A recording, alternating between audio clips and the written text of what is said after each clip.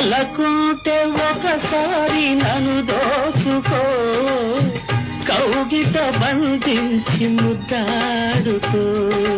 ఎన్నైనా చెబుతావు ఈ ఘడియలో, చాలన్నదే లేదు నీ భాషలో. ఏ మాట తెలుసు, అది కాదు, ఇంకేమిటి?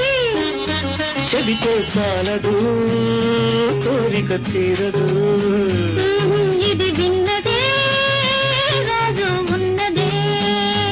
ఆహా ఆహా ఆహా ఆహా.